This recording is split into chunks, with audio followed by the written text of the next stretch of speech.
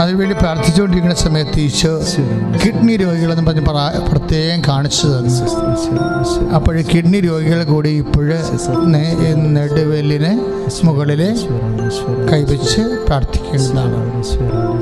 നടുവെല്ലിൻ്റെ മുകളിൽ ഒരു 4 അല്ലെങ്കിൽ 8 വിരലിന് മുകളിൽ കൈവച്ച് പ്രാർത്ഥിക്കേണ്ടതാണ്. വിശ്വാസപ്രമാണം അറിയാവുന്നവർ വിശ്വാസപ്രമാണം ചൊല്ലി പ്രാർത്ഥിക്കേണ്ടതാണ്.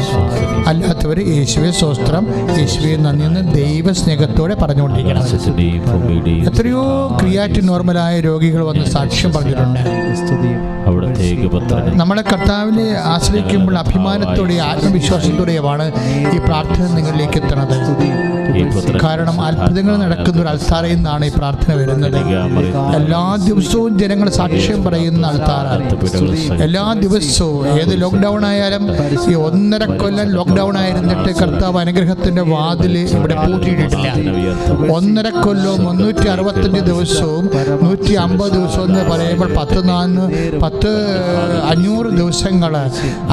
ദിവസങ്ങൾ ഇവിടെ സാക്ഷ്യം ഉണ്ടായിട്ടുണ്ട്. 500 ദിവസങ്ങളുടെ സാക്ഷ്യവും യൂട്യൂബിലുണ്ട്. 1000 സാക്ഷ്യങ്ങൾ, ഒരു ദിവസം 2 സാക്ഷ്യം വെച്ച്. അപ്പോൾ ലോക്ക്ഡൗണിന് 1000 സാക്ഷ്യങ്ങളാണ് ഈ ആൾക്കാരെ എന്ന് ജനങ്ങൾ പറഞ്ഞിരിക്കുന്നത്. കർത്താവെ, ആ സാക്ഷ്യങ്ങളെ ഓർത്തെല്ലാം നന്ദി പറയുന്നു. കർത്താവെ, ഇപ്പോഴും അങ്ങനെയാകും മക്കളെ സംബന്ധിച്ച് പ്രാർത്ഥിക്കുന്നു. കർത്താവെ, സാക്ഷ്യം പറഞ്ഞവരെല്ലാം വിശ്വാസം ജീവിക്കുവാനും നിത്യതയെ ലക്ഷ്യമാക്കി ജീവിക്കുവാനും നിത്യതയ്ക്ക് വേണ്ടി മറ്റുള്ളവരെ ഒരുക്കുവാനും അങ്ങ് ഇടയാക്കണമെന്ന് പ്രാർത്ഥിക്കുന്നു. അവർക്ക് വചനം കൊടുക്കണമേ, വചനത്തിൽ അവരെ നിലനിർത്തണമേ, വചനത്തിൽ അവരെ വളർത്തണമേ, വചനത്തിന്റെ സാക്ഷികളാക്കണമേ, വചനത്തിന്റെ ശുശ്രൂഷകളാക്കണമേ, പരിശുദ്ധത്തിലേക്ക് നിറക്കണമേ. ശ്രദ്ധിക്കട്ടെ. ചിലപ്പോൾ ഗർഭസ്ഥമായ മക്കളായിരിക്കും, ചിലപ്പോൾ ഉള്ളിൽ ഉള്ള ഉദരത്തിൽ ഇപ്പോൾ ആയ മക്കളായിരിക്കും. അവർ മക്കളാണ്, അല്ല ഫീറ്റസും ആനയും കുഞ്ഞൊന്നുമല്ല. അതൊക്കെ ശാസ്ത്രജ്ഞന്മാർ പറയണതാണ്. അവർ മക്കളാണ് നമ്മുടെ. 1 മാസം ആയിട്ടുള്ളെങ്കിൽ നീ അടിവയറ്റി കൈവെക്കണം. അത് കർത്താവിൻ്റെ കുഞ്ഞാണ്. കർത്താവ് നിന്നെ ഇപ്പോഴും അനുഗ്രഹിക്കും. ഒരു ഗർഭിണി ആയതിലെ കർത്താവിനോട് നന്ദി പറയണം. ഒരു ഗർഭിണി ആയതിൽ കർത്താവിനോട് നീ നന്ദി പറയണം. ആ കുഞ്ഞിനെ കർത്താവ് നിനക്ക് വേണ്ടി വളർത്തിത്തരും. നീ അതിനെക്കുറിച്ച് ആശങ്കപ്പെടേണ്ടെന്നാണ് ഇപ്പോൾ പരിശുദ്ധാത്മാ പറയണത്. ആ കുഞ്ഞിന് എന്തെങ്കിലും ബുദ്ധിമുട്ടുണ്ടെന്ന് വൈദ്യശാസ്ത്രം പറഞ്ഞാൽ അത് നിനക്ക് പ്രാർത്ഥിക്കാനുള്ള ഒരു ആവശ്യമാണെന്ന് മാത്രമേ കർത്താവ് കരുതുന്നുള്ളൂ. ദൈവപൈതലേ, അല്ല വേറെ ഒന്നും കർത്താവ് കരുതുന്നില്ല. നിന്റെ കുഞ്ഞിന് ഗർഭസ്ഥമായ കുഞ്ഞിന് എന്തെങ്കിലും ഫ്ലൂയിഡ് കൂടുതലാണോ കുറവാണോ, അല്ലെങ്കിൽ അതിന് ശ്വാസം കിട്ടുന്നില്ലേ, അതിന് ഭക്ഷണം കിട്ടണില്ലേ, അതിന് വെയിറ്റ് ഇല്ലേ, അതിന് സിൻഡ്രോം ഉണ്ടാ, എന്തൊക്കെ ഉണ്ട് എന്നൊക്കെ വൈദ്യശാസ്ത്രം പറയുന്നുണ്ടെങ്കിൽ ദൈവപൈതലേ, അത് അവർ പറയണ ഇത്രയേ ഉള്ളൂ, അത് ദൈവത്തിൽ ആശ്രയിക്കുക എന്ന് മാത്രമാണ് പറയുന്നത്. ഡോക്ടർമാർ എന്ത് പറഞ്ഞാലും നമുക്ക് അതിൻ്റെ ദൈവഭാഷ എന്ന് പറയുന്നത് കർത്താവിൽ ആശ്രയിക്കുക. ഗർഭകാലം മുഴുവനും പ്രാർത്ഥിക്കുക, ഗർഭകാലം മുഴുവൻ ദൈവത്തിനെ ആശ്രയിക്കുക, ഗർഭകാലം മുഴുവനും ആ കുഞ്ഞിനെ ജനിപ്പിക്കാൻ ഇടയായാലും നന്ദി പറയുക, ആ കുഞ്ഞിനെ വളർത്താൻ കർത്താവിനെ ഏൽപ്പിക്കുക. ഇന്ന് തന്നെ ആ നിന്റെ കുഞ്ഞിനെ കർത്താവിനെ വളർത്താൻ ഏൽപ്പിക്കുക. അമ്മയോട് പറയുക, അമ്മേ, നീ ഉണ്ണീശോ ഗർഭവതിയായിരുന്ന സമയത്ത് നീ അഭിമാനത്തെ പുളകിതയായി ആത്മാവിൽ അഭിഷിക്തയായതുപോലെ എന്നെയും അഭിമാനം കൊണ്ട് പുളകിതമാക്കണമേ. എന്നെയും കർത്താവേ നീ അഭിഷേകത്താൽ നിറക്കണമെന്ന് പ്രാർത്ഥിക്കുക. ഇനി അഭിഹിതമായ രീതിയിലാണ് നീ ഗർഭിണിയായിരിക്കണമെങ്കിൽ നീ അതിനെ കളയാൻ നോക്കണ്ട. അഭിമാനം കൊള്ളുക. ആ കുഞ്ഞിലെ ഏതൊരു ഒരു പാപത്തിന്റെ അവസ്ഥയിലാണ് നിനക്ക് അനുതാപപ്പെടണം. നീ ഒരു കാരണത്തിന് ഇനി ഒരിക്കലും ആ പാപത്തിന്റെ വഴികളിലേക്ക് നീ പോകരുത്. പക്ഷേ അതിൻ്റെ പേര് വേറൊരു പാപം ചെയ്ത് കൂട്ടണ്ട. കർത്താവിനെ പ്രതി ഞാൻ ഈ കുഞ്ഞിനെ എങ്ങനെയെങ്കിലും രഹസ്യമായിട്ടെങ്കിലും എവിടെയെങ്കിലും കൊണ്ടുപോയി പ്രസവിച്ചെങ്കിൽ ഞാൻ എന്നെ വളർത്തുമെന്ന് തീരുമാനിച്ചു കഴിഞ്ഞാൽ ആ കുഞ്ഞിലൂടെ നിനക്ക് നിത്യത കിട്ടും. ആ കുഞ്ഞിലൂടെ നിനക്ക് നരകം കിട്ടാതിരുന്നതാണ്, പക്ഷെ ആ കുഞ്ഞിലൂടെ നിനക്ക് നിത്യത കിട്ടുമെന്നാണ് കർത്താവ് ഇപ്പോൾ പറയണത്. അതിനെ വളർത്താൻ തീരുമാനിച്ചു കഴിഞ്ഞാൽ ആ കുഞ്ഞുങ്ങളെ ഫോണുമായിട്ട് അഡിക്റ്റഡ് ആയിട്ട് ദൈവത്തിൻ്റെ സ്ഥാനമാണ് ഇപ്പോഴും ഫോണിനെ കൊടുക്കുന്നത്. ഊണിനേക്കാൾ പ്രാധാന്യമായിട്ട് ഫോണും കൈപ്പിടിച്ച് നടന്ന് മനോരോഗികളാകുന്ന കുഞ്ഞുങ്ങളെ കർത്താവ് കാണിച്ചു തരുന്നുണ്ട്. ആ കുഞ്ഞുങ്ങളെല്ലാം സ്പർശിച്ച് പ്രാർത്ഥിക്കാനാണ് ഇപ്പോൾ ആവശ്യപ്പെടുന്നത്. പഠിക്കാത്ത കുഞ്ഞുങ്ങളുണ്ട്, പഠനം താല്പര്യമില്ലാത്ത കുഞ്ഞുങ്ങളുണ്ട്, ഇതുപോലെ കമ്പ്യൂട്ടർ പ്ലേയിൽ അകപ്പെട്ടു പോയ കുഞ്ഞുങ്ങളുണ്ട്. കർത്താവ് ആ കുഞ്ഞുങ്ങളെല്ലാം കർത്താവ് അങ്ങനെ തിരുസന്നിധിയിൽ സമർപ്പിച്ചുകൊണ്ട് അടിയം പ്രാർത്ഥിക്കണം. ദൈവമേ, ഈശോ ഇപ്പോഴും അത്ഭുതകരമായി വൈദ്യശാസ്ത്രജ്ഞ മരുന്നിൽ കടന്നില്ലാത്ത മനുഷ്യമനുഷ്യ ഗാഥകളിലേക്ക് കുഞ്ഞുങ്ങളുടെ വ്യക്തിത്വ വൈകല്യങ്ങളിലേക്ക് കർത്താവേ, ആത്മീയ തളർച്ചയിൽ കർത്താവേ, പെരുമാറ്റ ദോഷങ്ങളിൽ കർത്താവേ, നിന്റെ ആത്മാവിനെ ഏറ്റവും പ്രാർത്ഥിക്കുന്നു കർത്താവേ. കൃപാസാത്താര ജീവനോടെ പ്രത്യക്ഷപ്പെട്ട പരിശുദ്ധ അമ്മയുടെ നാമത്തിൽ യാചിക്കുന്ന കർത്താവേ, ആ കുഞ്ഞുങ്ങളെ വ്യത്യസ്തമായ അടിമത്തത്തിൽ അകപ്പെട്ടു പോയ കുഞ്ഞുങ്ങളെ കർത്താവ്, മക്കളെ ഗ്രാമദാസത്തിൽ അകപ്പെട്ടു പോയ കുഞ്ഞുങ്ങളെ, ഐറ്റുകളുടെ കർത്താവ്, ഇതുപോലെ വീഡിയോ ഗെയിംസ് കർത്താവ് അകപ്പെട്ടു പോയ കുഞ്ഞുങ്ങളെ യേശു ക്രിസ്തു നാമത്തിൽ അവരെ ഈ നിമിഷം യേശു നാമത്തിൽ വിടുവിക്കുന്നു, ചെയ്യുന്നു. യേശു നാമം ഈ ഞങ്ങൾക്കൊരു 900 ഫോണുകളും നമുക്ക് വരുന്നുണ്ട്. ഞങ്ങളെല്ലാ ഫോണുകളും തന്നെ എഴുതി 5 പേര് 6 പേര് ഇരുത്തിയാണ് 10 ഫോണുകൾ അറ്റൻഡ് ചെയ്യണത്. ഈ അറ്റൻഡ് ചെയ്യുന്ന മുഴുവൻ ഫോണുകളിലൂടെ വരുന്ന നൊമ്പരങ്ങൾ എല്ലാം ഞങ്ങൾ വൈകുന്നേരമാകുമ്പോൾ കർത്താവിനെ എഴുന്നള്ളിച്ച് വെച്ച് അമ്മമാതാവിൻ്റെ മധ്യസ്ഥ ജപമാല ചൊല്ലി 1.5 മണിക്കൂർ അന്നേപ്പം എന്നുള്ള വലിയ ശുശ്രൂഷ നടത്തുകയാണ്. ഇനി ലോക്ക്ഡൗൺ തീരുന്നവരെ ശുശ്രൂഷ മുടങ്ങാതെ നടത്തും. കാര്യം ഒത്തിരിയേറെ മക്കൾ ഫോൺ വിളിച്ച് പറയണത് ഇന്നത്തെ അന്നേപ്പത്തിലെ കർത്താവെ ബ്രദറെ അത് ചേർക്കണേ എന്നാണ് പറയണത്. അതുപോലെ ജനങ്ങൾ വേദനിക്കുന്ന ഒരു കാലമാണ്. അതുകൊണ്ട് കർത്താവ് അമ്മയാണ് ഞങ്ങൾക്ക് ഈ ആശയം തന്നത്. അമ്മയോട് ചേർന്നിരുന്ന് കണ്ണീരുള്ള ജനങ്ങളെ എല്ലാ കണ്ണീരും ഞങ്ങൾ അൾത്താറയിൽ കർത്താവിൻ്റെ തിരുസേന വൈകുന്നേരമാകുമ്പോൾ 5:30 മണി തൊട്ട് 7 മണി വരെ 1.5 മണിക്കൂർ പ്രതിഷ്ഠിക്കാം, സമർപ്പിക്കാം. അപ്പോൾ ചിലതൊക്കെ വിട്ടുപോകും. അപ്പം ഞങ്ങൾ ഞങ്ങളെ ബ്രദറെ ഞങ്ങളുടെ കാര്യം പ്രാർത്ഥിച്ചില്ലല്ലോ എന്ന് പറയുമ്പോൾ ആ ബ്രദർ വന്ന് എന്നോട് പറയാച്ചാൽ ഇങ്ങനെ ഭയങ്കര തിരക്കായത് കാരണം അത് വിട്ടുപോയെന്ന് പറയും. അപ്പം ഞാൻ അവരോട് പറയും അതൊരു കുഴപ്പമില്ല. കാര്യം ആരാധനയ്ക്ക് ആദ്യ ചൊവ്വാഴ്ച ഈശോ വരുമ്പോൾ നമുക്ക് നേരിട്ട് പ്രവർത്തിക്കാം ഈ വിഷയം. അതുകൊണ്ട് ഇപ്പോഴേ അന്നേപ്പത്തിന് വിട്ടുപോയ കുറേ പ്രാർത്ഥനകളുണ്ട്, ഞങ്ങൾക്ക് പറയാൻ പറ്റാതെ സമയം കിട്ടാതെ വന്ന പ്രാർത്ഥനകൾ. ഇപ്പോഴും അവരെ ഞങ്ങൾ ഓർക്കുക. അവർ പറഞ്ഞിരിക്കുന്ന ജോലിക്കാര്യങ്ങളുണ്ട്, സാമ്പത്തികമായ കടങ്ങൾ. മനുഷ്യൻ്റെ ഇന്നത്തെ ഏറ്റവും വലിയ ഈ വരുമാനമില്ലാത്ത 1.5 വർഷമല്ലേ. വരുമാനം ഇല്ലാത്തവർക്ക് ഇല്ല. ശരി, ഗവൺമെൻറ് ജോലിക്കാർക്ക് മാത്രമേ വരുമാനമുള്ളൂ, മറ്റുള്ളവർക്ക് കുറച്ച് വരുമാനമേ ഉള്ളൂ. ചിലർക്ക് ഒരു വരുമാനമില്ല, ജോലിയുമില്ല. അത് കാരണം നമുക്ക് ചിലവിന് വല്ല കുഴപ്പമുണ്ടാവും. ചിലവൊന്നും കുറഞ്ഞിട്ടില്ല, വരവ് കുറഞ്ഞു പോയത്. അപ്പം പലിശയും കയറി മനുഷ്യൻ്റെ സമാധാനം നഷ്ടപ്പെട്ടിരിക്കുന്ന ഒരു സമയമാണ്. അതുകൊണ്ട് ദൈവത്തിൻ്റെ നാമത്തിൽ പ്രാർത്ഥിക്കുകയാണ്. ഇപ്പോഴേ ഇങ്ങനെ സാമ്പത്തികമായ കടങ്ങളുള്ളവരുടെ കടങ്ങൾ ഇപ്പോഴേ അന്നേപ്പത്തിൽ പ്രാർത്ഥിക്കാത്ത വിഷയങ്ങളാകാം. സാമ്പത്തികമായ മേഖലയിലുള്ള എല്ലാ തകർച്ചകളും, വരുമാനം നഷ്ടപ്പെട്ടവർ, തൊഴിൽ നിന്ന് പോയവർ, കർത്താവ് തൊഴിൽ നഷ്ടപ്പെട്ടവർ, തൊഴിലിനെ തിരിച്ചു കൊണ്ടുവരാൻ പറ്റാതിരിക്കുന്ന അവസ്ഥകളുള്ളവർ, ഇനി എങ്ങനെ ജീവിക്കുമെന്നറിയാതെ, കുഞ്ഞുങ്ങളെ പോറ്റുമെന്നറിയാതെ സംഭ്രമകരമായി ജീവിക്കുന്നവരെ കർത്താവെ, വ്യത്യസ്തമായ തൊഴിലിന് വേണ്ടി, അധ്വാനത്തിന് വേണ്ടി, ജോലിക്ക് വേണ്ടി സ്വദേശത്തും വിദേശത്തും അന്വേഷിക്കുന്നവർ, പ്രാർത്ഥിക്കുന്നവർ, പഠിക്കുന്നവർ, പരീക്ഷ എഴുതുന്നവർ, റിസൾട്ട് പ്രതീക്ഷിക്കുന്നവർ, അവരുടെ എല്ലാവരുടെ മേലും കർത്താവിൻ്റെ കരുണ ഇപ്പം ചൊരിയാൻ വേണ്ടി പരിശുദ്ധ ദൈവമാതാവിനെ പ്രാർത്ഥിക്കുന്ന കർത്താവ്. IELTS പോലെ OATS പോലെ അമീഡിയ പരീക്ഷകൾ, മത്സര പരീക്ഷകൾ, കർത്താവ് യോഗ്യതാ പരീക്ഷകൾ ഒക്കെ എഴുതിയിരിക്കുന്നവർ കർത്താവ്, അതിനുവേണ്ടി PSC ടെസ്റ്റുകൾ, അങ്ങനെ PSC ടെസ്റ്റ് എഴുതിയിരിക്കുന്നവർ, വ്യത്യസ്തമായ രീതിയിൽ കർത്താവെ വാടകയ്ക്ക് കഴിയുന്നവർ, വഴിയില്ലാത്തവർ, വെള്ളമില്ലാത്തവർ, വെളിച്ചമില്ലാത്തവർ, നാട്ടിൽ വിലയില്ലാത്തവർ കർത്താവെ, ഇവിടുന്ന് വിറ്റുചുട്ട് പോയാൽ മതി എന്ന് കരുതിക്കൊണ്ട് കർത്താവെ സ്വന്തം നാടിനെ ചതിച്ച് ജീവിക്കുന്നുണ്ട് കർത്താവെ. അവരെ എല്ലാവരെയും സമർപ്പിച്ചുകൊണ്ട് കർത്താവെ, വഴിയും ജീവനും വിളക്കുമായവനെ അവരുടെ മുമ്പിൽ വഴിതെളിക്കണമേ കർത്താവെ, അവരുടെ മുമ്പിൽ വിളക്കായി മാറണമേ. യേശുവിന്റെ നാമത്തിൽ പ്രാർത്ഥിക്കുന്നു.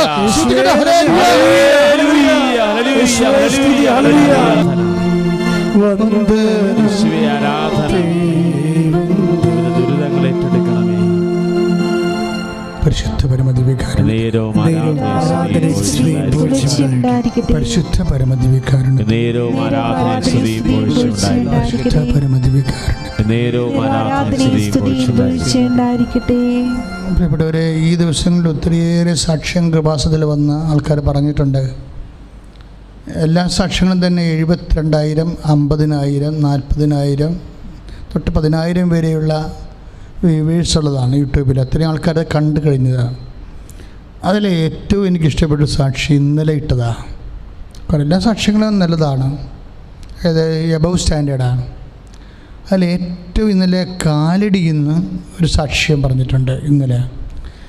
അത് വിഷയം എന്ന് വെച്ച് കഴിഞ്ഞാൽ അത് ഉടമ്പടി തൈലത്തിൻ്റെ സാക്ഷ്യമാണ്. അവർ ഉടമ്പടി ചെയ്തതാണ്. പക്ഷെ ഉടമ്പടി ചെയ്തുവെങ്കിലും ഈ വിഷയം അപ്പോൾ ഇല്ലാതിരുന്നു. അതുകൊണ്ട് ഭർത്താവിൻ്റെ നടുവേദന ഉടമ്പടി വെച്ചിട്ടില്ല.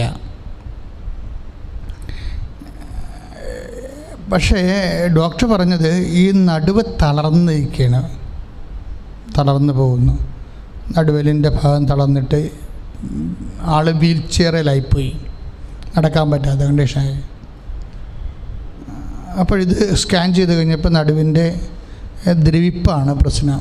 കശേരികൾക്ക് ദ്രവിപ്പ്, അസ്ഥികളൊക്കെ ഇങ്ങനെ വിട്ട് നിൽക്കുകയാണ്. അപ്പോൾ ഡോക്ടർ പറഞ്ഞത് 10 സ്ക്രൂ വേണമെന്ന് പറഞ്ഞത്. ഇത് ഓപ്പറേറ്റ് ചെയ്ത് എടുക്കണമെങ്കിൽ ഇത് അസ്ഥികൾ തമ്മിൽ ഘടിപ്പിച്ച് 10 സ്ക്രൂ ഇട്ടാലേ ഈ നടു നിൽക്കത്തുള്ളൂ. കാര്യം ബോഡി താങ്ങണ്ടേ. അപ്പോൾ 10 സ്ക്രൂ ഇടണം. അപ്പോൾ ഡോക്ടർ പറഞ്ഞ് 10 സ്ക്രൂ ഇടണമല്ല പ്രശ്നം, ഇട്ടാൽ 2-1 സംഭവിക്കും. ചിലപ്പോൾ ആൾ കാര്യം ഈ സ്ക്രൂ സുഖപ്പെട്ടാലും സ്ക്രൂ വെച്ചുകൊണ്ട് ഇങ്ങനെ നടുവിലല്ലേ നമ്മുടെ ബോഡി നിൽക്കണത്. അപ്പോൾ ചില സമയത്ത് കടന്നു പോകാൻ, മരണം വരെ കടന്നു പോകാൻ സാധ്യതയുണ്ട്. അതാണ് ഡോക്ടറിൻ്റെ നിർദ്ദേശം. പക്ഷേ ചെയ്താൽ നമുക്ക് രക്ഷപ്പെടാനും സാധ്യതയുണ്ട്. പക്ഷേ 10 സ്ക്രൂ ഇടണം. അപ്പോൾ അവർ അധികം പ്രായമില്ലാത്ത കൊണ്ട് അവർ ഓപ്പറേഷൻ തന്നെ തീരുമാനിച്ചു. അപ്പോൾ ഇവരെന്നെ ചെയ്തിരിക്കണമെന്ന് വെച്ച് കഴിഞ്ഞാൽ ഈ വിഷയം ഉടമ്പടി വെച്ചിട്ടില്ല. കാര്യം അന്ന് ആ സമയത്ത് ഉടമ്പടി ഉണ്ടായിരുന്ന സമയത്ത് ഇതില്ലായിരുന്നു, ഈ വിഷയമില്ലായിരുന്നു. ബാക്കി എല്ലാ കാര്യങ്ങളും തന്നെ, പ്രധാനപ്പെട്ട കാര്യങ്ങളെല്ലാം നടന്നായിരുന്നു. ഇത് പുതിയ വിഷയമാണ്. പക്ഷേ എനിക്ക് മനസ്സിലായത് ഈ ചേച്ചി ചെയ്ത കാര്യം, ഓപ്പറേഷന് 10 സ്ക്രൂ ഇടണ്ടേ. അപ്പോൾ ഓപ്പറേഷൻ പോകാൻ നേരത്ത് ഇയാളെ കമത്തി കിടത്തിയിട്ട് ഉടമ്പടി തൈലം തേച്ചു, വിശ്വാസപ്രമാണം ചൊല്ലി ഉടമ്പടി തൈലം തേച്ചു. അപ്പോൾ ഈ വിശ്വാസം ഉള്ളവരെ സംബന്ധിച്ചിടത്തോളം, അതായത് ഉടമ്പടി എടുക്കുന്നതനുസരിച്ച് നിങ്ങൾ ഉപരി വിശ്വാസത്തിന് വേണ്ടി ആണ് നിങ്ങൾ ദൈവതിരുസന്നിധിയിൽ ഉടമ്പടി എടുക്കുന്നത്. പല ആൾക്കാരും ചെയ്തിരിക്കുന്നത് ഉടമ്പടി എടുത്തു കഴിഞ്ഞ് അനുഗ്രഹം കിട്ടുന്നുണ്ടോ എന്ന് നോക്കി വിശ്വാസം കുറച്ച് കളഞ്ഞു. ഇതൊരു വലിയ അപകടമാണ് ശരിക്കും. ഉടമ്പടി എടുത്തു കഴിഞ്ഞ് വിശ്വാസം കൂട്ടുകയാണ് വരേണ്ടത്. വിശ്വാസം കൂട്ടാനുള്ള ഒത്തിരിയേറെ വകുപ്പുകൾ ദൈവം നമുക്ക് തരും. വിശ്വാസം പ്രഖ്യാപിച്ചുകൊണ്ടാണ് വിശ്വാസം കൂട്ടണത്. ഏതെങ്കിലും വളരെ പ്രതികൂലമായ സാഹചര്യത്തിൽ നമ്മൾ വിശ്വാസം പ്രഖ്യാപിച്ച് കഴിയുമ്പോഴാണ് വിശ്വാസം ജനറേറ്റ് ചെയ്യണതും അപ്ഗ്രേഡേഷനൊക്കെ ഉണ്ടാകുന്നത്. അല്ലാതെ എപ്പോഴും ഉടമ്പടി കൊണ്ട് തന്നെ ചില സമയത്ത് നിങ്ങളുടെ വിശ്വാസം കുറയാൻ സാധ്യതയുണ്ട്, സൂക്ഷിച്ച് കൈകാര്യം ചെയ്തില്ലെങ്കിൽ. അപ്പോൾ ഈ ചേച്ചി എന്ന് വെച്ചാൽ ഉടമ്പടിയിൽ ഇല്ലെങ്കിലും ഇവർ ഈ ഭർത്താവിനെ കമത്തി കിടത്തിയിട്ട് ഉടമ്പടി തൈലം അവരുടെ കയ്യിലുണ്ട്.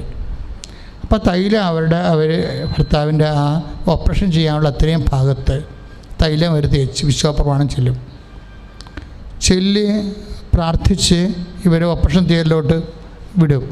ഭർത്താവിനെ വിടും. ട്രോളി ഓപ്പറേഷൻ തിയേറ്ററിലോട്ട് അവർ കൊണ്ടുപോയി കഴിയുമ്പോൾ ഭാര്യ പുറത്തിരുന്നുകൊണ്ട് പ്രാർത്ഥിക്കും. ഒരു 3 മണിക്കൂർ, 6 മണിക്കൂർ ഓപ്പറേഷനാണ്. ഒരു 3 മണിക്കൂർ കഴിഞ്ഞപ്പോൾ ഡോക്ടർ ഓപ്പറേഷൻ തിയേറ്ററിൽ നിന്ന് ഇവർക്കൊരു മെസ്സേജ് വിട്ട് ഇവരുടെ മൊബൈലിലേക്ക്, ഓപ്പറേഷൻ 3 മണിക്കൂർ കഴിഞ്ഞു, ഞങ്ങൾ പകുതി തുറന്നു, പക്ഷേ സ്ക്രൂ ഇടേണ്ട കാര്യമുണ്ടെന്ന് ഇപ്പോൾ തോന്നണില്ല. കാരണം സ്ക്രൂവിൻ്റെ സ്ഥാനത്ത് സ്കാൻ ചെയ്ത സമയത്ത് കാണാതിരുന്ന ഒരു സാധനം ഇപ്പോൾ കാണുന്നുണ്ട്. എന്താണ്? ഒരു കാൽഷ്യം ഫോർമേഷൻ. അതായത് പല്ല് എല്ലാം കാൽഷ്യമാണല്ലോ. ഇതുപോലെ ഒരു പുതിയ ഫോർമേഷൻ ഈ സ്ക്രൂവിന് പകരം ആ സ്ക്രൂവിൻ്റെ സ്ഥാനത്ത് ഫോർമേറ്റ് ചെയ്തിരിക്കുകയാണ്. ഇതുപോലെയാണ് ഈ ഓപ്പറേഷൻ മുന്നോട്ട് പോകണമെന്നുണ്ടെങ്കിൽ 3 മണിക്കൂറുകൾ കഴിയുമ്പോൾ ഓപ്പറേഷൻ പൂർണ്ണമാകും. അങ്ങനെ പൂർണ്ണമായി അവിടെയും ഇതുപോലുള്ള കാൽഷ്യം ഫോർമേഷൻ ഉണ്ടെങ്കിൽ തീർച്ചയായിട്ടും ഇത് ഗ്രാൻഡ് സക്സസ്സാണ്, നമുക്ക് സ്ക്രൂ ഇടാതിരിക്കാമെന്ന് പറഞ്ഞു. പിന്നെ 3 മണിക്കൂർ കൂടി കഴിഞ്ഞ് ഓപ്പറേഷൻ ചെയ്ത് കഴിഞ്ഞപ്പോൾ അത്രയും ഭാഗം കൂടി കാൽഷ്യം ഫോർമേഷൻ വന്നതിന് ശേഷം സ്ക്രൂവിൻ്റെ അതേ ടൈറ്റ് ബലത്തിൽ ഇത് ക്ലീനായിട്ടിരിക്കുകയാണ്. ഈ അമ്മമാതാവ് ഈ വിഷയത്തിന് ദൈവികമായ ഒരു പരിഹാരം കണ്ടിരിക്കുകയാണ്. അതാണ് എനിക്ക്, അതായത് സ്കാൻ ചെയ്തപ്പോൾ ഈ കാൽഷ്യം ഫോർമേഷൻ ഇല്ലാഞ്ഞതായിരുന്നു നേരത്തെ. അങ്ങനെ ഒരു സംഭവത്തെക്കുറിച്ച് അങ്ങർക്ക് അറിയത്തില്ല. ഇങ്ങനെ ഒരു സംഭവം, ഒരു പ്രത്യേക ഫിനോമിന ഉണ്ടാകും വൈദ്യശാസ്ത്രത്തിൽ, ഇങ്ങനെ ഒരു ഫിനോമിന ഉണ്ടാകുമെന്ന് ഡോക്ടറിനും അറിയത്തില്ല. അതായത് ഞാൻ ഈ സാക്ഷ്യം കേട്ടപ്പോൾ ഞാൻ വിചാരിച്ചത്, ദൈവമേ, നമ്മൾ പറയണ പോലെയല്ല കാര്യങ്ങൾ, നമ്മൾ ചിന്തിക്കണ പോലെയല്ല കാര്യങ്ങൾ. വചനത്തിൽ പറയത്തില്ല ഒരു പുതിയ കാര്യം ഞാൻ നിനക്ക് ചെയ്യുമെന്ന്. അത് വായിച്ചപ്പോൾ ഇങ്ങനെ ഇത്രയും വലിയ പുതിയ കാര്യമെന്ന് നമുക്കറിയത്തില്ല. വചനത്തിലുണ്ട് ഒരു പുതിയ കാര്യം ഞാൻ നിനക്ക് ചെയ്തു തരുമെന്ന്. അപ്പോൾ ദൈവം ഒരു പുതിയ കാര്യമെന്ന് പറയണത് അന്ന് വരെ മനുഷ്യൻ്റെ ചിന്തയിലോ ബുദ്ധിയിലോ ശാസ്ത്രത്തിലോ ഇല്ലാത്ത കാര്യമാണ്. എന്ന് വെച്ചാൽ ശാസ്ത്രത്തിനേക്കാളും മുകളിലാണ് എപ്പോഴും ദൈവത്തിൻ്റെ ഇടപെടൽ വരുന്നത്. അത് ദൈവത്തിന് മാത്രം ചെയ്യാൻ കഴിയുന്നതാണ്. ആ മനുഷ്യൻ ഇപ്പോൾ നടന്ന് കർത്താവിന് സാക്ഷ്യം പറയുകയാണ്. ശ്രദ്ധിക്കട്ടെ. ഹല്ലേലൂയ,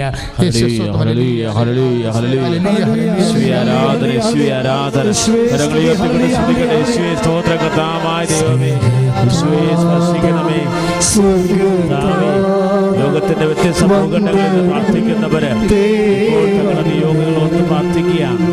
രോഗദുരിതങ്ങൾ സമർപ്പിക്കുന്നു, അങ്ങ് അവരെ സ്പർശിക്കുന്നു പറയുന്നു.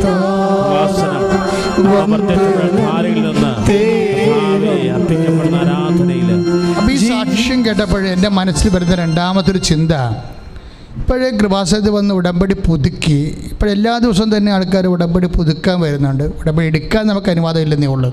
പുതുക്കണമെങ്കിൽ ഒരാൾ വന്നാൽ മതിയല്ലോ. എടുക്കാൻ വേണ്ടി വരുമ്പോൾ ആൾക്കാർ കൂട്ടമായിട്ട് വരും. അപ്പോൾ അത് ഗവൺമെൻറ് അനുവദിക്കത്തില്ല. ഒറ്റ ആൾക്കാരൊക്കെ വന്നാൽ കുഴപ്പമില്ല. അങ്ങനെ ഒറ്റ ആൾക്കാർ വന്ന് ഉടമ്പടി പുതുക്കി പോകുന്നവരെല്ലാവരും എന്തിനാണ് പുതുക്കണമെന്ന് ചോദിക്കുമ്പോൾ അവർ പറയണത് എന്തിനാണ്, ഉടമ്പടി തൈലത്തിന് വേണ്ടിയാണ് പുതുക്കണമെന്നാണ് അവർ പറയണത്. അപ്പോൾ അത് കേൾക്കുമ്പോൾ എനിക്ക് സങ്കടമാകും. കാര്യം എന്താണ്, ഇവർ ഉടമ്പടി പുതുക്കണത് ദൈവത്തോടുള്ള ബന്ധമാണ്. കാരണം ഞാൻ ഉടമ്പടി പുതുക്കുന്നതിലൂടെ ഉദ്ദേശിക്കണത് എന്താണ്, ഞാൻ 3 പാപങ്ങളെ വെറുത്തുപേക്ഷിച്ചു. ആ 3 പാപങ്ങളെ ഇപ്പോഴും വെറുത്തുപേക്ഷിച്ചത് കണ്ടിന്യൂ ചെയ്തിട്ടുണ്ടോ ഒന്ന് നോക്കണത്. അടുത്ത 3 പാപങ്ങളെ കൂടി വെറുത്തുപേക്ഷിക്കാൻ വേണ്ടിയാണ് അങ്ങനെ ഘട്ടം ഘട്ടമായിട്ട്. ഒരച്ഛൻ ധ്യാന ഗുരു എന്നോട് ചോദിച്ചു, ഞാൻ അട്ടപ്പാടിയിൽ ഡയറക്ടർമാരുടെ ധ്യാനം ഉണ്ടായിരുന്നു, ധ്യാനകേന്ദ്രത്തിൻ്റെ ഡയറക്ടർമാരുടെ ധ്യാനം സെക്യൂരിലുണ്ടായിരുന്നു. അപ്പോൾ ഞാൻ ചെന്നപ്പോൾ എന്നോട് അവിടുത്തെ ഒരു പ്രധാനപ്പെട്ട ധ്യാനകേന്ദ്രത്തിൻ്റെ ഡയറക്ടർ എന്നോട് ചോദിച്ചു, ഈ ഉടമ്പടിയിൽ 3 പാപം ഉപേക്ഷിച്ചാൽ മതിയോ എന്ന് ചോദിച്ചു. അപ്പോൾ ഞാൻ പറഞ്ഞ ഉത്തരവ് ഇതാണ്, ഫസ്റ്റ് ഗഡുവിൽ കുമ്പസാരത്ത് വരുന്നൊരു പ്രശ്നം എന്താ, പാപം റെക്കർ ചെയ്യുകയാണ്. അപ്പോൾ പാപം റെക്കർ ചെയ്യാതിരിക്കാൻ വേണ്ടി 3 പാപങ്ങളെ നമ്മൾ 4 ഘട്ടമായിട്ടാണ് ഉപേക്ഷിക്കുന്നത്. ദാറ്റ് മീൻസ് അച്ഛന് അത് എനിക്ക് കർത്താവ് തന്ന വെളിപാട്, ഇതോടുകൂടി തലപ്പെട്ട ദോഷങ്ങളെല്ലാം മനുഷ്യൻ അകന്നു പോകും. തലപ്പെട്ട ദോഷങ്ങൾ അകന്നു പോയി കഴിഞ്ഞാൽ തീർച്ചയായിട്ടും ദൈവസ്നേഹം നിറയും മനുഷ്യനിലെ. ദൈവസ്നേഹം നിറഞ്ഞാൽ ഇതുപോലെ ആരാധന അഭിഷിക്തമാകും. അഭിഷേകം കിട്ടാത്തതാണ് പ്രശ്നം, പ്രാർത്ഥനയ്ക്ക് അല്ല പ്രശ്നം. നിങ്ങൾ പ്രാർത്ഥിക്കുന്നുണ്ട്, പക്ഷേ പ്രാർത്ഥനയ്ക്ക് അഭിഷേകമില്ല, അവിടെയാണ് പ്രശ്നം. സഭയ്ക്ക് വന്നിരിക്കുന്ന ഏറ്റവും വലിയൊരു ദുരിതം അതാണ്. ആവശ്യത്തിന് ഭയങ്കര പ്രാർത്ഥന, പുസ്തകം നോക്കി പ്രാർത്ഥിക്കുന്നതാണ് സഭയുടെ പാരമ്പര്യം. പക്ഷേ ഈ പുസ്തകം നോക്കി പ്രാർത്ഥനക്കാരെല്ലാം ആവശ്യത്തിന് 1-2 കിലോ പുസ്തകം വെച്ച് എല്ലാ വീട്ടിലും ഉണ്ട്. ഒരു കുഴപ്പം, പുസ്തകത്തിനൊരു കുഴപ്പമില്ല. പള്ളി വന്നാൽ പള്ളി പുസ്തകം, വീട്ടിൽ പോയാൽ വീട്ടിൽ പുസ്തകം, മൊത്തം പുസ്തകം. ഇതിനൊന്നും പുസ്തകം പ്രാർത്ഥിക്കേണ്ടത് തെറ്റാണെന്ന് ഞാൻ പറഞ്ഞിട്ടില്ല. ഞാനും ഫോളോ ചെയ്യണത് മിസ്സാൾ തന്നെയാണ് ഫോളോ ചെയ്യണത്. പക്ഷേ പ്രാർത്ഥിക്കുന്നതല്ല പ്രശ്നം. ഇവിടെ പ്രാർത്ഥനയ്ക്ക് അഭിഷേകമില്ലാത്തതാണ് പ്രശ്നം. പ്രാർത്ഥനയ്ക്ക് എന്തുകൊണ്ട് അഭിഷേകമില്ല എന്ന് ചോദിച്ചു കഴിഞ്ഞാൽ വിശ്വാസം, പ്രത്യാശ, സ്നേഹം, അതാണ് സംഭവം. ദൈവിക പുണ്യങ്ങളില്ലെങ്കിൽ, ദൈവിക പുണ്യങ്ങളല്ലാതെ പ്രാർത്ഥിച്ചാൽ പ്രാർത്ഥനയ്ക്ക് അഭിഷേകം ഉണ്ടാകത്തില്ല. അതുകൊണ്ട് ദയവായി പ്രാർത്ഥിക്കുക, കർത്താവേ എൻ്റെ പ്രാർത്ഥനയ്ക്ക് അഭിഷേകമുണ്ടാകാൻ എന്നെ ദൈവിക പുണ്യങ്ങളാൽ ഇപ്പോൾ അഭിഷേകം ചെയ്യണം. ദൈവിക പുണ്യങ്ങളാൽ എൻ്റെ പ്രാർത്ഥനയ്ക്ക് അഭിഷേകമുണ്ടാകാൻ ദൈവിക പുണ്യങ്ങളാൽ എന്നെ അഭിഷേകം ചെയ്യണമേ. ഇപ്പോൾ അഭിഷേകം ചെയ്യണമേ. സ്വർഗീയ സ്ക്രൂ വെക്കണമെന്ന് പറഞ്ഞ നടുവെല്ലിന് കർത്താവ് ഒരു പുതിയ കാര്യം ചെയ്തിരിക്കുകയാണ്. എന്താണ്? കാൽഷ്യം ഫോർമേഷൻ ഉണ്ടാക്കിയിട്ട് നടുവെല്ലിനെ റിപ്പയർ ചെയ്യുകയാണ്. കാര്യം നടുവെല്ല് മുഴുവൻ കാൽഷ്യമാണ്, ഫോസ്ഫേറ്റും ഉണ്ട് അതിൻ്റെ അകത്ത്. ഈ കാൽഷ്യം ഫോസ്ഫേറ്റ് മുഴുവനും റിപ്പയർ ചെയ്ത്, അതുപോലെ തന്നെ ദൈവം എങ്ങനെ നിർമ്മിച്ചു, എങ്ങനെ അതിനെ സൃഷ്ടിച്ചു, ആ സൃഷ്ടിയെ വീണ്ടും ദൈവം പുനഃസൃഷ്ടി ചെയ്തിരിക്കുന്നു. ദൈവമേതലേ, നിൻ്റെ ആത്മാവിന് മാത്രമല്ല നിൻ്റെ ശരീരത്തെയും നിൻ്റെ ദൈവം പുനഃസൃഷ്ടിക്കും. കൈ അടിച്ച് കർത്താവിനെ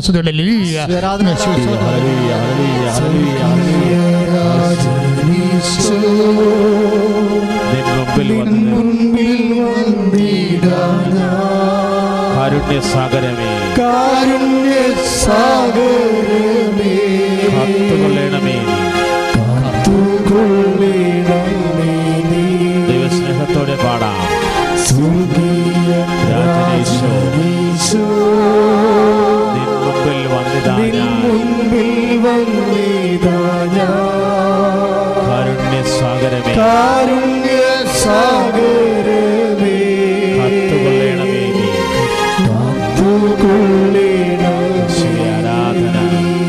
യേശുവേ ആരാധന. പരിശുദ്ധ പരമദിവ്യകാരുണ്യത്തിന് എപ്പോഴും എൻ്റെ മക്കൾ മനസ്സിലാക്കേണ്ട ഒരു കാര്യമുണ്ട്. ദൈവത്തിൻ്റെ അനുഗ്രഹം.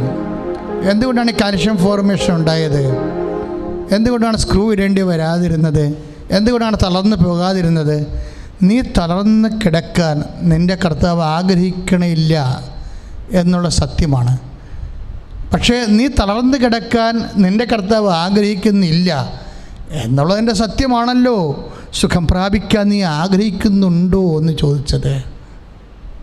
നമ്മൾ 5:6 പറയുന്നില്ലേ, യോഹന്നാൻ്റെ സുവിശേഷത്തിൽ ബെത്സയിദ കുളത്തിലെ കടവിലെ രോഗി തളർന്ന് കിടക്കുകയാണ്. അവൻ തളർന്ന് കിടക്കുകയാണ്. അവനോട് ചോദിക്കണേ എന്താണ്? അവൻ വിളിച്ചിട്ട് വന്നതല്ല ഈശോ ആ വഴിയെ പോയതുമല്ല ഈശോ. അവനിവിടെ കിടക്കുന്നത് അവൻ കണ്ടു എന്നാണ് പറയണത്. ദാറ്റ് മീൻസ് അവനെ മാത്രം തിരക്കി നിൻ്റെ കർത്താവ് വന്നു. അതാണ് കർത്താവിൻ്റെ കാരുണ്യം. അതാണ് കർത്താവ്. അവനെ മാത്രം തിരക്കി വന്നിട്ട് ചോദിച്ചു, do you also want to heal? നീ സുഖം പ്രാപിക്കാൻ ആഗ്രഹിക്കുന്നു? എത്ര പേര് സുഖം പ്രാപിക്കുന്നു ഈ കാലഘട്ടങ്ങളിലെ? Do you also want to heal? നീ സുഖം പ്രാപിക്കാൻ ആഗ്രഹിക്കുന്നുവോ? അപ്പോൾ അവൻ പറഞ്ഞു, കർത്താവേ, ഈ വെള്ളം ഇളകുമ്പോൾ ഇതിൻ്റെ മെക്കാനിസം ഇതാണ് ഞാൻ കണ്ടത്. ഈ മെക്കാനിസം അനുസരിച്ചുകൊണ്ട്, ഈ വൈദ്യശാസ്ത്രം അനുസരിച്ചുകൊണ്ട് വെള്ളം ഇളകുമ്പോൾ അത് ആ ഇളകുന്ന വെള്ളത്തിൽ ചെന്ന് മുട്ടണം. അതിനുള്ള ത്രാണിയില്ല, സഹായിക്കാൻ ആരുമില്ല. ഇതൊരു മത്സരമായ സൗഖ്യമാണ്. മത്സരമാണ്. കാര്യം എന്താ അവൻ പറയുന്നത്? ഇതൊരു മത്സരമാണെന്ന് അവൻ പറയണത്. നമ്മൾ മത്സരത്തിൽ തോറ്റവരാണ് സഹോദരങ്ങളെ. തോറ്റവൻ്റെ കൂടെയാണ് നിൻ്റെ കർത്താവ്. ഓർക്കണം, നിന്നെ തിരക്കി വരും. ദൈവവേദനേ, നീ തോറ്റ ഏത് മത്സരമായിക്കോട്ടെ, വിദ്യാഭ്യാസമാകാൻ, സാമ്പത്തികമാകാൻ, തൊഴിൽപരമായ, ആരോഗ്യമാകാൻ, സൗന്ദര്യമാകാൻ, wherever you have defeated, the Lord will search after you. നിന്നെ തിരക്കി നിന്റെ കർത്താവ് വരും. കൈ അടിച്ച് കർത്താവ് ശ്രുതികളെ ഹല്ലേലൂയ. യേശു